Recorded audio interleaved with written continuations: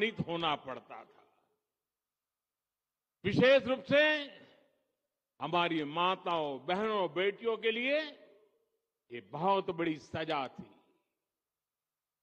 और इसलिए सबसे पहले हमने गरीबों के घर और शौचालय के निर्माण पर ध्यान दिया।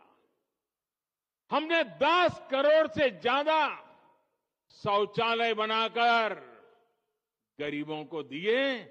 वो सिर्फ शौचालय नहीं है, हमने इज्जत घर दिया है, मेरी माताओं बहनों की इज्जत की गारंटी दी है।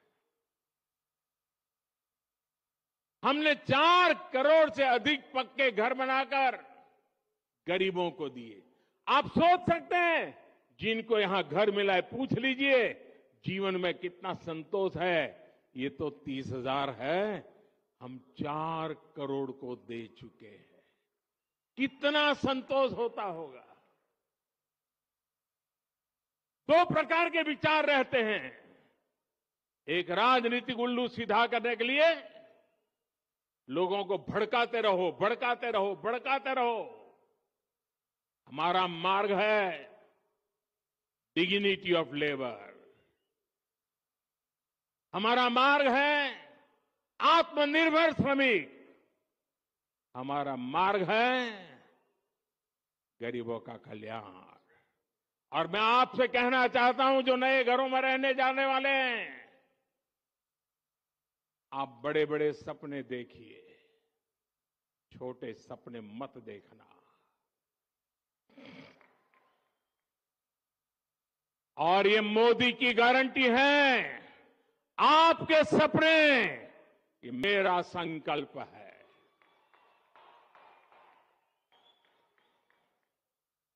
पहले के समय में शहरों में जहां झुग्गियां ही झुग्गियां बनी, आज हम उन झुग्गी वासियों को पक्के घर बनाकर देने का काम कर रहे हैं। सरकार की कोशिश है कि रोजी रोटी के लिए गांव से आने वाले लोगों को भाड़े पर झुग्गियों में ना रहना पड़े। आज शहरों में ऐसी कॉलोनियां बनाई जा रही हैं जहां उचित किराए पर ऐसे साथियों को मकान मिल सके। एक बड़ा अभियान हम चला रहे हैं।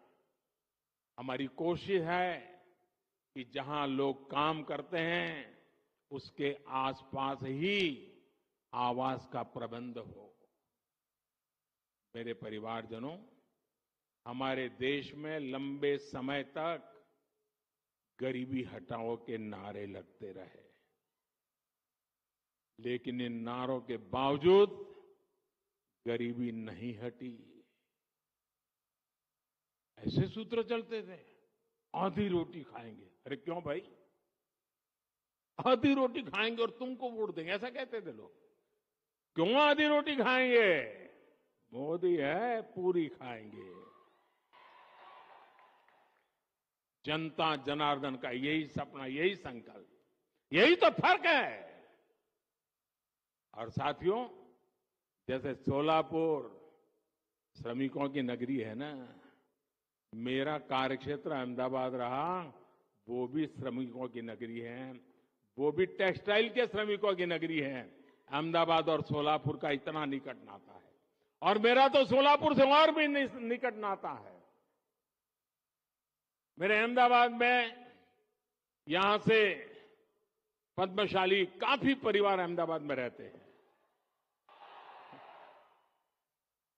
और मेरे जीवन का सौभाग्य रहा, मेरे पूर्वाश्रम में मुझे महीने में 3-4 बार भोजन खिलाते थे हमारे पद्मशाली परिवार।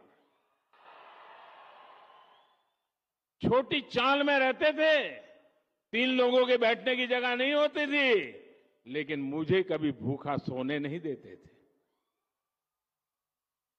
और मैं तो आश्चर्य था, एक दिन सोलापुर के किसी सज्जन ने, बहुत साल हो गए, नाम मुझे याद नहीं रहा है, उन्होंने बड़ी अच्छी तरह वीविंग किया हुआ एक बहुत बढ़िया चित्र मुझे भेजा। महाराष्ट्र के सतारा के लक्ष्मणराव इनामदार वकील साहब जिनका मेरे जीवन में घड़ने में बहुत बड़ा रोल था, कहीं से वो चित्र आकर के उस चित्र को उन्होंने इस प्रकार से उकेरा था अपनी बुनने की कला से, और वो मुझे अद्भुत चित्र उन्होंने भेजा था। आज भी सोलापुर मेरे दिल में बसा।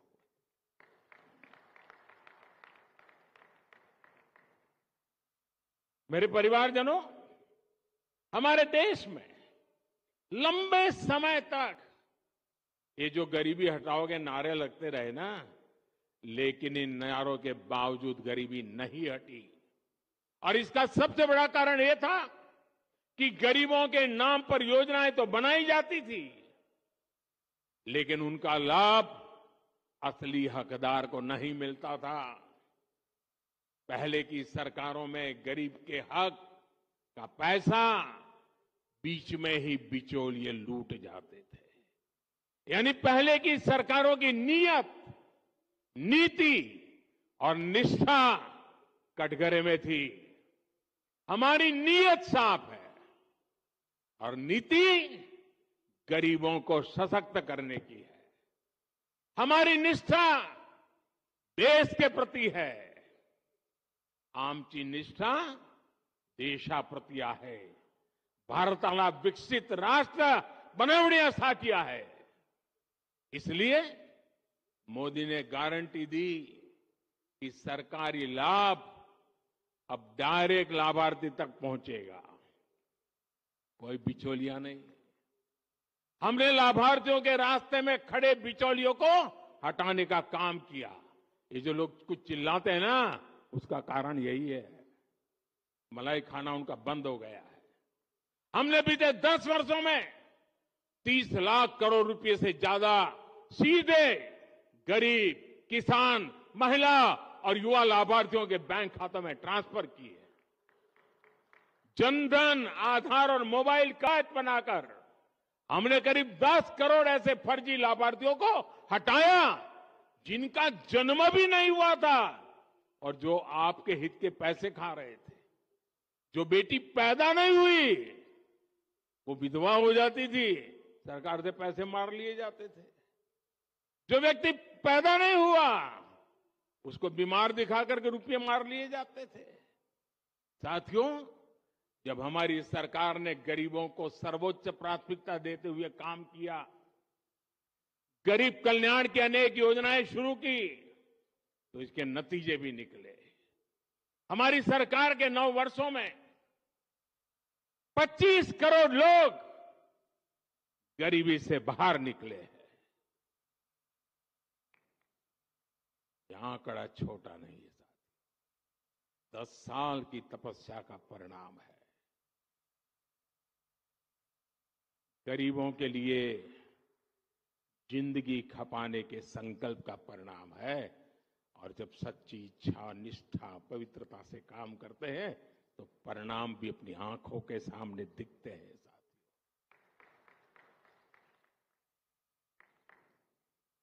और इसके कारण बाकी साथियों को भी विश्वास मिला है कि वे भी गरीबी को हरा सकते हैं। साथियों, देश के 25 करोड़ लोगों ने गरीबी को कैसे परास्त किया, ये देश के लोगों की बहुत बड़ी सफलता है। मैंने हमेशा कहा है कि गरीब को साधन संसाधन मिले तो उसमें इतना सामर्थ्य है, वो गरीबी को परास्त कर देता है।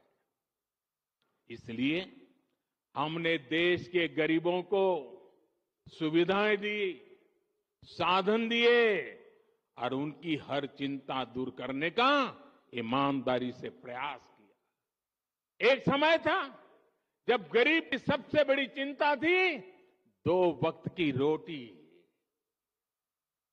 आज हमारी सरकार ने देश के गरीबों को मुफ्त राशन देकर उसे अनेक चिंताओं से मुक्त किया है। आधी रोटी खा के नारे नहीं लगाएगा। कोरोना के समय शुरू की गई ये योजना अब अगले 5 साल तक भी बढ़ा दी गई है। और मैं देशवासियों को वादा देता हूं, मुझे संतोष है कि 25 करोड़ लोग गरीबी से बाहर आए हैं। और मुझे ये भी पता है कि आने वाले 5 साल जो गरीबी से बाहर निकले हैं, उनको भी ताकत देते रहना पड़ेगा ताकि कभी किसी कारणवश वो गरीबी में लौट न जाए, फिर मुसीबत में फंस न जाए। और इसलिए जो योजनाएं हैं ना, उसका फायदा भी उनको मिलता रहने वाला है। एक्चुअली उनको तो ज्यादा देना का मन करता है, क्योंकि वो हिम्मत के साथ मेरे संकल्प को पूरा करने के लिए 25 करोड़ लोग, 50 करोड़ भुजाएं आज मेरी साथी बन गए हैं।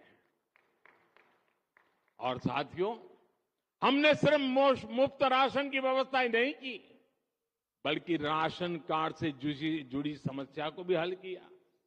पहले एक जगह बना राशन कार्ड दूसरे राज्य में चल ही नहीं पाता था। अगर कोई साथी काम के लिए दूसरे राज्य जाता था तो वहां उसे राशन लेने में बहुत सी मुश्किलें आती थी। हमने एक देश एक राशन कार्ड की व्यवस्था बनाई। इससे एक राशन कार्ड पूरे देश में चलता है। अगर सोलापुर का व्यक्ति अगर चेन्नई में जाकर के कारोबार रोजी रोटी कमाता है तो राशन कार्ड नया नहीं निकालना पड़ेगा, चेन्नई में भी इसी राशन कार्ड से उसको अन्न मिलता रहेगा। और यही तो मोदी की गारंटी है। साथियों, हर गरीब की हमेशा से चिंता रही है कि वो अगर बीमार हो गया तो फिर इलाज कैसे लगाएगा। और गरीब परिवार में अगर एक आध बार बीमारी आ गई तो मेहनत करके गरीबी से बाहर निकलने के उसकी